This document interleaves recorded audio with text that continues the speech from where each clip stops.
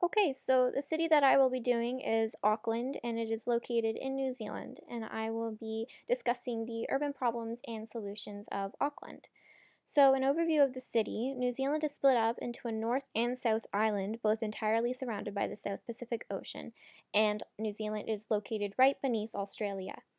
Auckland is located on the North Island, near the top, causing the city to experience subtropical climates due to its close proximity to the equator. The North and South Island experience different climates due to their locations. The North Island experiences much warmer climates compared to the South due to its location in correspondence to the equator. So, traveling north results in warmer climates, and traveling south results in cooler climates. And the exact coordinates of Auckland are 36.8485 degrees south and 174.67633 degrees east. Okay, so moving forward, I'm going to talk about the population. So, Auckland is home to over 1.4 million residents, which makes it a millionaire city. Auckland's population makes up for 32% of all of New Zealand.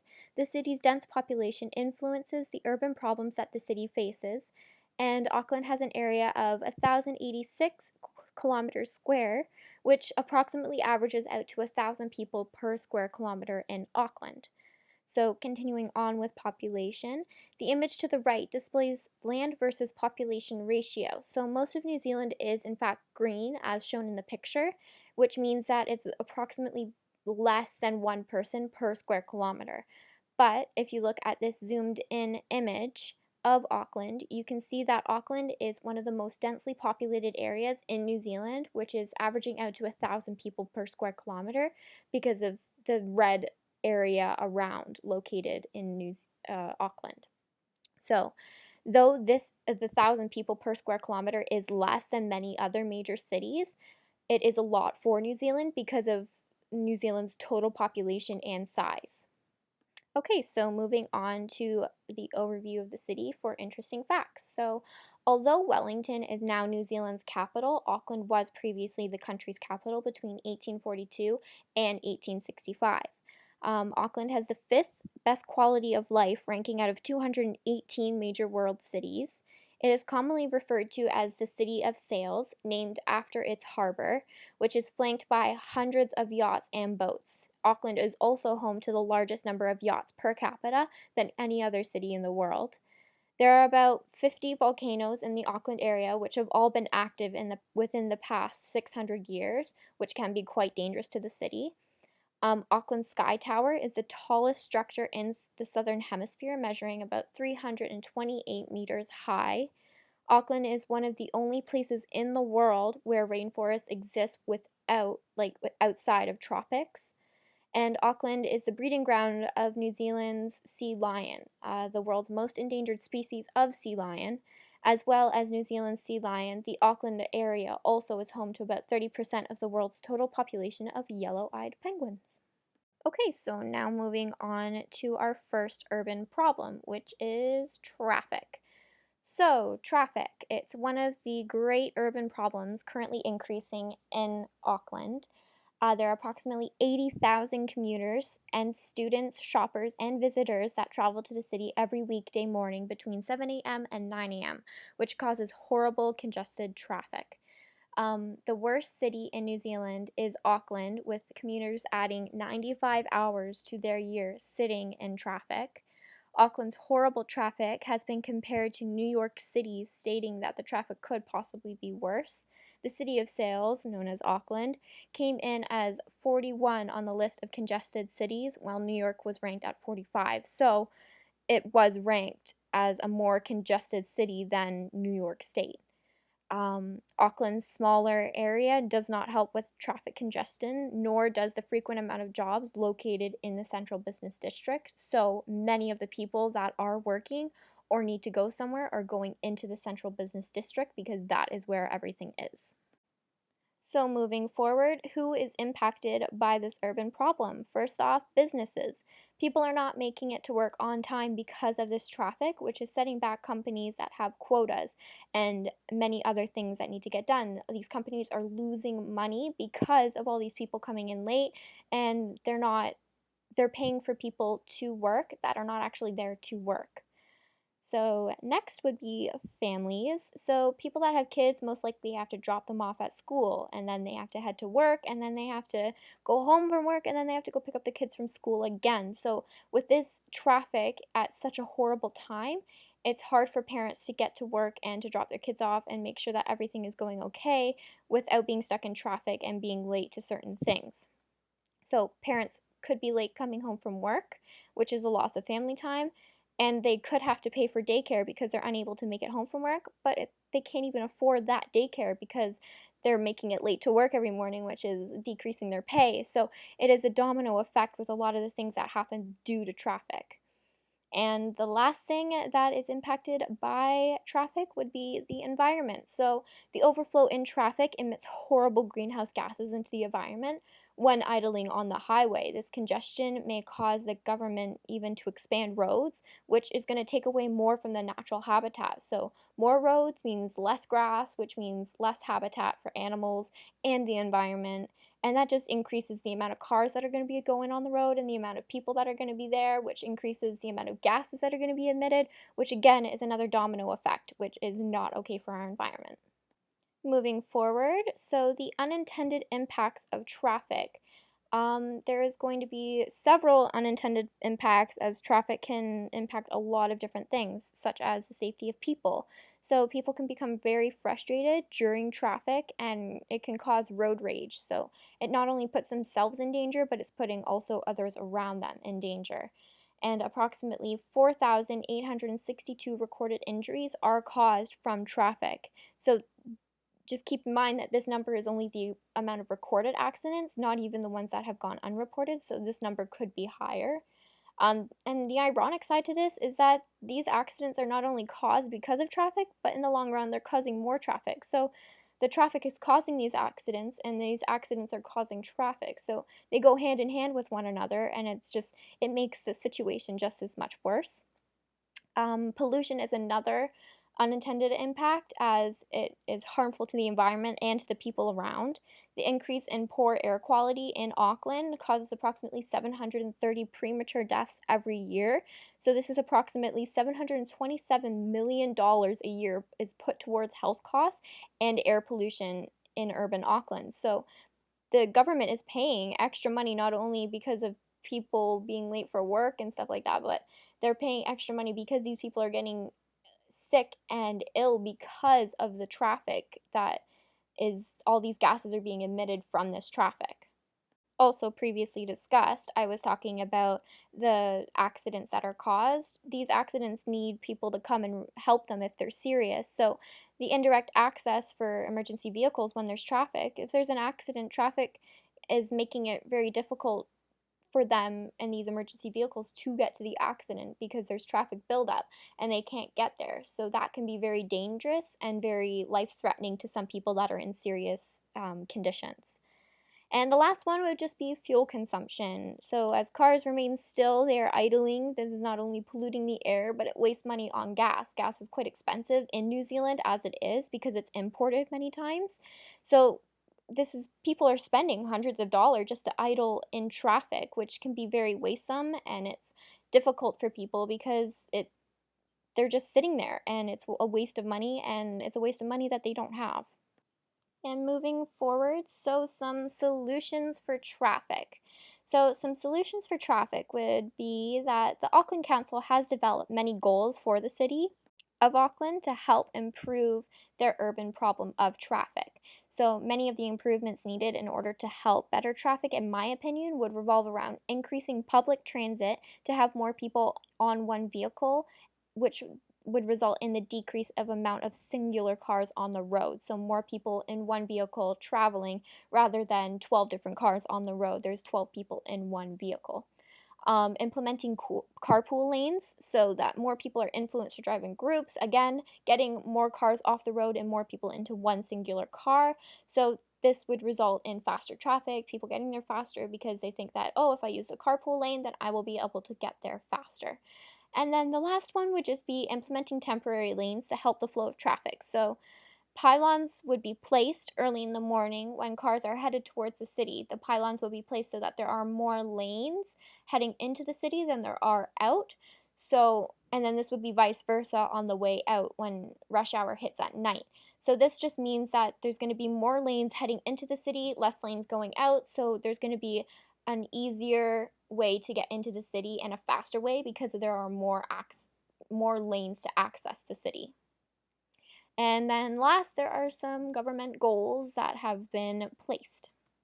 So, um, the government has created goals, the Auckland Council, and they would like to create better connections and accessibility within Auckland, across New Zealand, and to the world.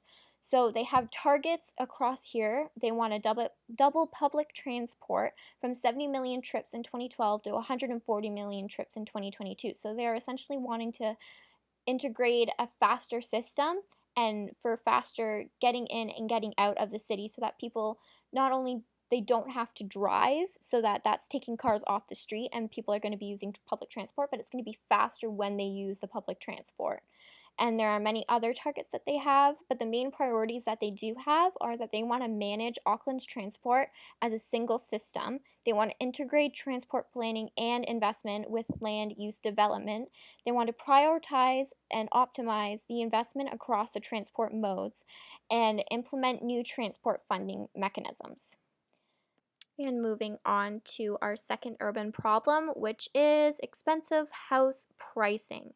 So, expensive house pricing, this is the second known increasing urban problem in Auckland, New Zealand. Affordable housing is when a cost of a house is no more than 3 times your income. This affordable housing has not been in Auckland since 1990, meaning that it has increased approximately 66%. And the affordable housing within Auckland has been calculated at 631,000 New Zealand dollars. Auckland's home ownership has decreased from 75% in 1991 to 61% in 2013, and they predict that percentage is going to fall below 50% by 2035.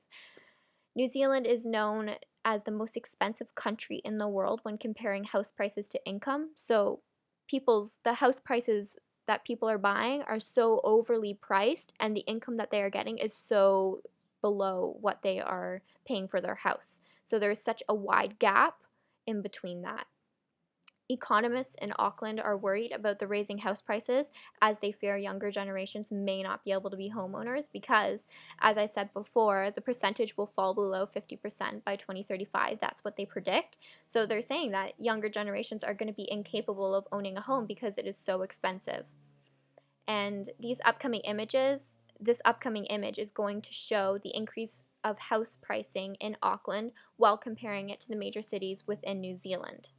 So, as you can see here, the blue is representing Auckland, the green is representing Wellington, and the red is presenting Christchurch. So as you can see, the blue throughout everything has always been above everything else, and it has skyrocketed with the house pricing. So you can just clearly see how expensive Auckland's pricing is compared to Christchurch and Wellington.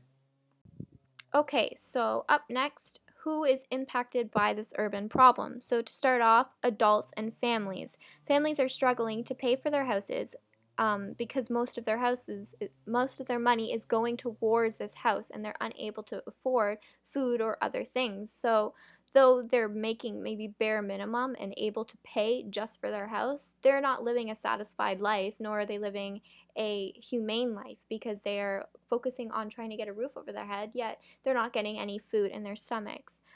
Many workers are underpaid and they are unable to live near where they work as it is too expensive. So that means that they're going to be living far away in cheap housing, but they're not going to be able to get to work as easy because of traffic or anything else. So that could cause them to lose this job that they have.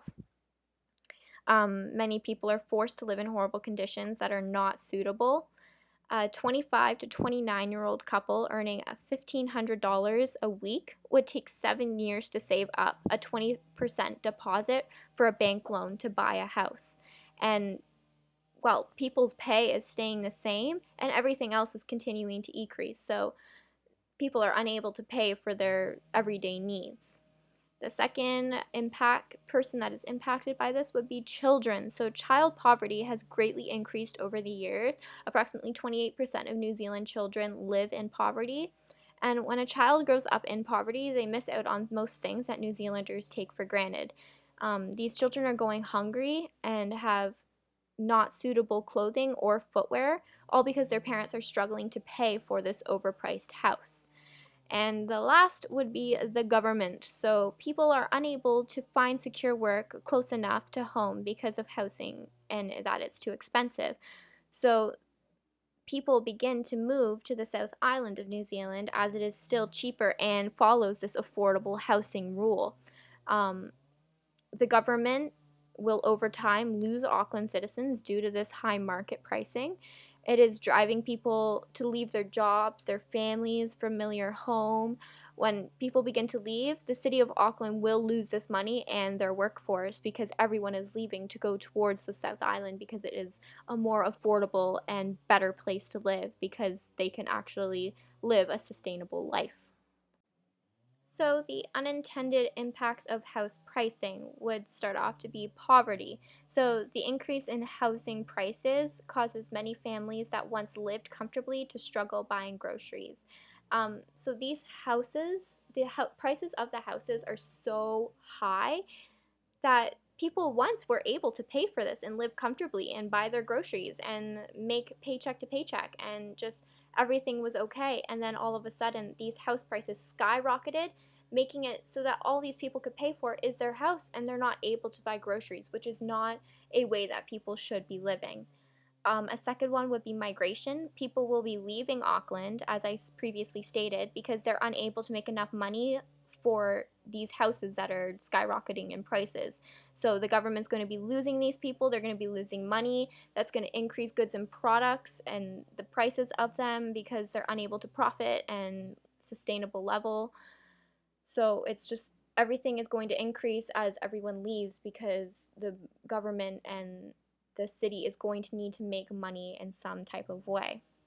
So, as I was stating before, the increase in goods and services, Auckland already has many imported things. So, this makes these products even more expensive than what they would be, say, in Canada.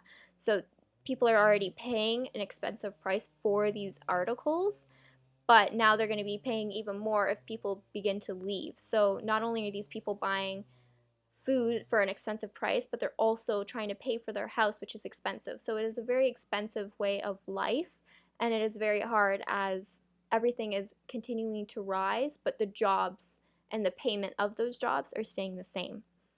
So then the last one would be just a decrease in house owners. So economists state that 2/3 of Aucklanders aged 18 to 34 will be unable to ever own a house. So this is just going to keep decreasing as the prices of the houses keep increasing, and there's going to be less and less homeowners. And this bottom picture right on the left is just a picture of a garage that was turned into a small house because the owners were incapable of actually buying a house. And this is actually quite frequent in Auckland as people are staying either in their family's garages to make a house or they are staying in tents. They are like basically camping. And it's just not a right way to live. Okay, so some solutions for expensive house pricing. So, the Auckland Council has developed many goals for the city of Auckland to help improve the urban problem of increased house prices. Many of the improvements needed in order to help better this issue, in my opinion, would revolve around creating job fairs for people who are unable to find them on their own or who need them excruciatingly bad because some people don't know where to look or there is just an unavailability. Companies are, if they have job fairs, companies will be able to say, yes, we need people to work for us, so come and work for us. Better access to help centers and an increase in more. So help centers basically either food shelters, homeless shelters, just places for people to go when they don't have anything else or anywhere else to go.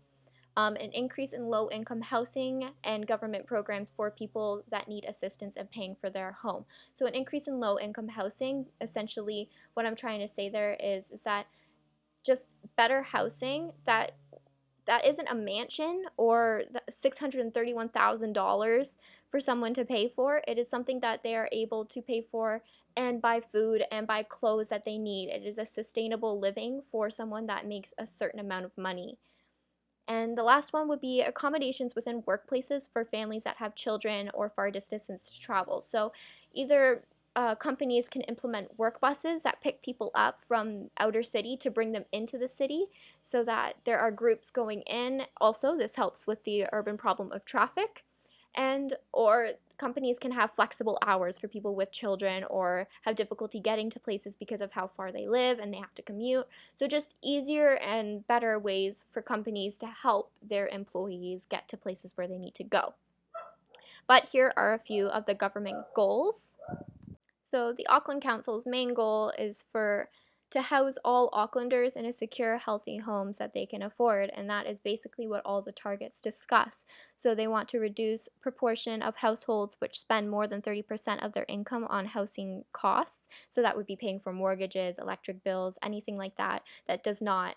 They just want people to be able to have other things like being able to pay for clothes and food, just enough money to pay for their bills and to pay for essentials that they need in their everyday life.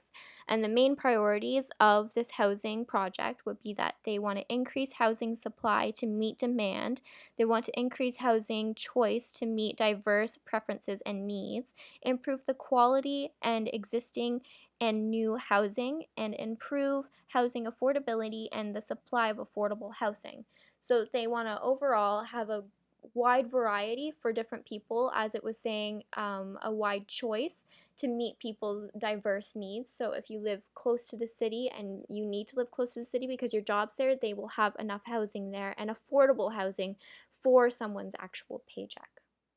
And finally, the conclusion. So, urban problem one was based on traffic, and in conclusion, the urban problem of traffic continues to grow each day. It has a large effect on companies, people, and the environment. And without the efforts of the government and the cooperation of Auckland citizens, this issue of traffic will continue. But by following the goals that Auckland has planned, they can help better the city and essentially improve the quality of life for people trying to get places within the city. And the second would be urban problem two, which is expensive housing prices. So, to conclude with this, the rising house prices in Auckland continue to impact the community and the livelihood of the people. If the government does not step in to help this growing issue, the city will lose its citizens and will increase the rate of poverty in the city. People are incapable of affording the housing provided. If this continues, not only will the city be uninhabitable, but it will gain a negative reputation as people are going to be unable to afford the actual housing. And this last page is just my works cited page, and thank you very much for listening.